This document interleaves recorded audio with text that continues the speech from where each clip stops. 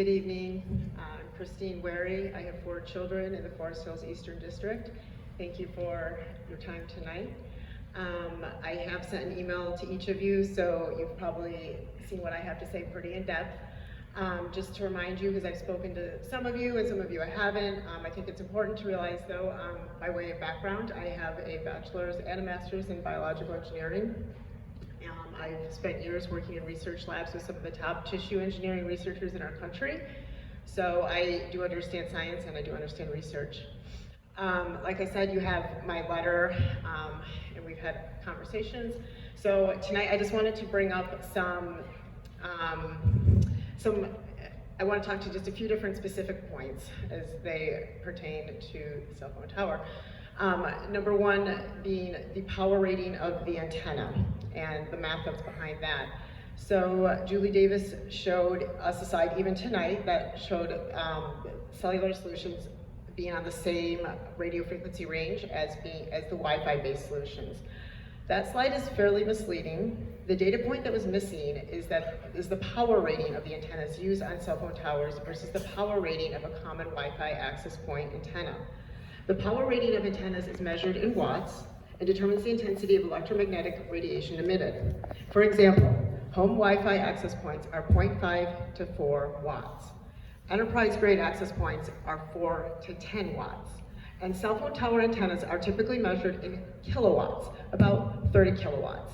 So this means the proposed cell phone antenna that we're talking about, it's hundreds to thousands of times more powerful than what you might be using in your home. Using this analogy of music and, say, protecting our children's hearing, the current Wi-Fi is like elevator music, whereas the cell phone tower will be emitting rock concert level volume. Frequency is like tuning the station of the station of music, but volume can make someone deaf. In addition, there appears to be no restrictions on the type of antennas used by the cell phone tower in the future, like 6G, 7G, etc. Technology that could be even worse. Right now, the FCC allows for up to 30,000 watts to be admitted as the maximum radiated power per 100 megawatts of spectrum. What will it be in the future? Any electromagnetic radiation is additive to the other electromagnetic radiation that we already have in the building today. Moving to public safety. This is a 190-foot monopole. It's equivalent to a 19 to 20-story building. It is currently being proposed 200 feet from the building. If a tornado hits or severe wind, don't worry, we got 5 feet of buffer to ensure it doesn't hit the building and, God forbid, fall on someone. What about ice buildup on the antennas? These are real concerns. These things heat up, they melt, they ice up. Imagine an icicle falling 190 feet from the air. And I will remind you that this is in a high foot traffic area. Thank you.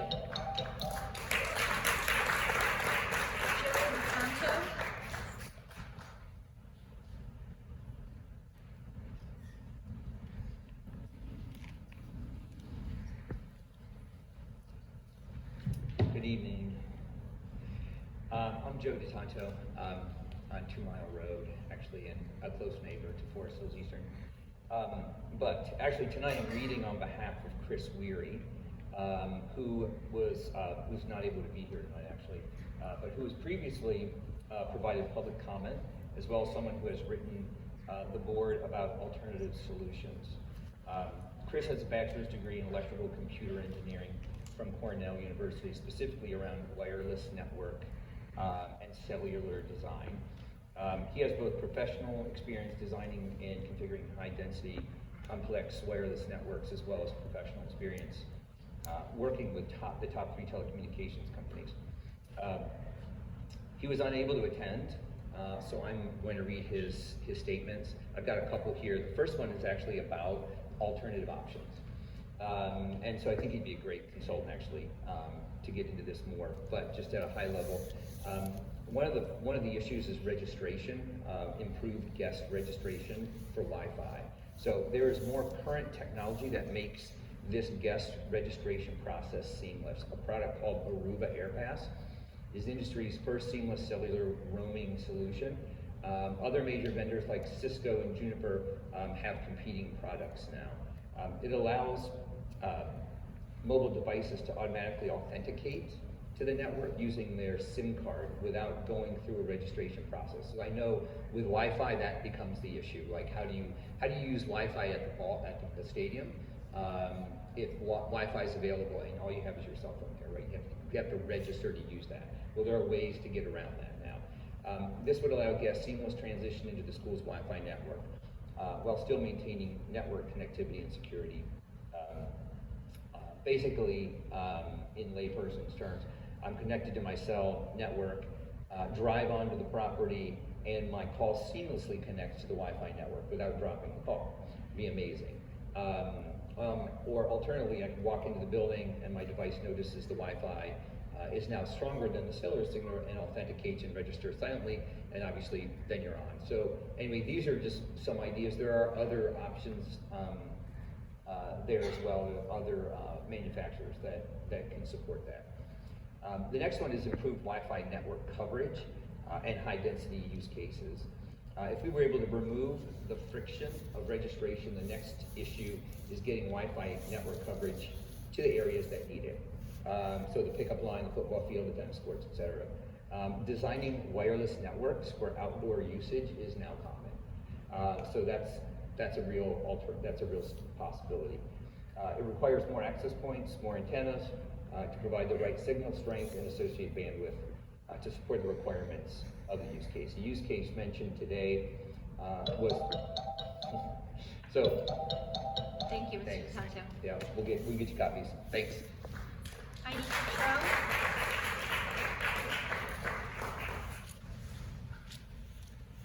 I'm Jack Cottrell, Heidi's husband. I think the first thing that I'd like to say is thank you very much for what you guys do. Having to sit here and listen to all this stuff and work late on a very, very cold night, we appreciate that. Thank you for postponing the cell phone tower situation to take it into heart and to figure it out. And we sat here 13 years ago and had this same conversation. And we talked about it and we all kind of looked at different things. And I'm kind of surprised that 13 years later, we're still in the same place. So we've had lots of money passed in bonds for technology. We've had the federal government give us COVID money that allows us to sort of solve these problems. And yet the only solution we can think of is to put a cell phone tower next to a school? Like, really? Really? That's not how you solve problems. I'm a businessman. That's what I do.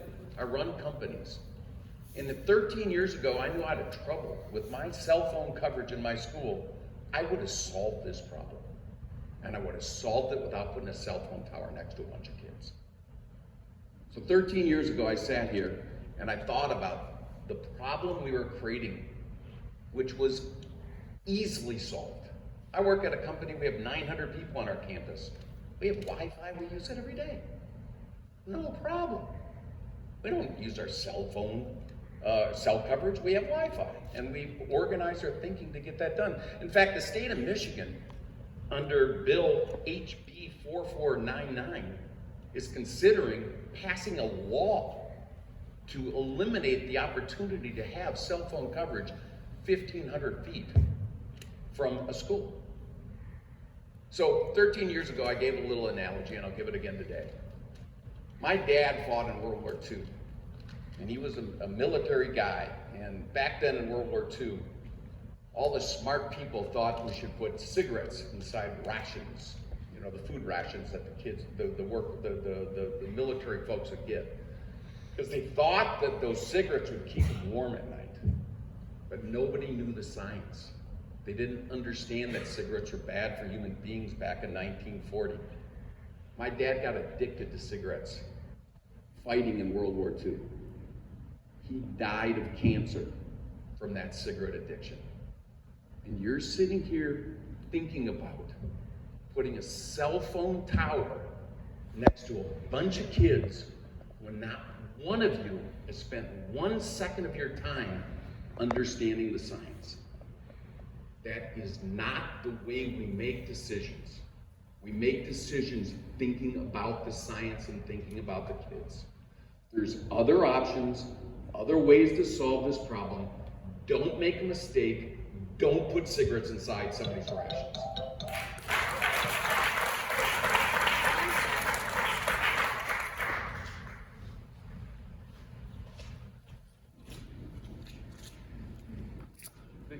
You said my name, right? Yes, sir. Okay. So I did send all of you an email today, and I doubt you've had a chance to read it, but I would highly recommend you do because it contains some very important links to actual science that is going on right now. There was a commission established in New Hampshire looking into this, and they spent a year doing research on this.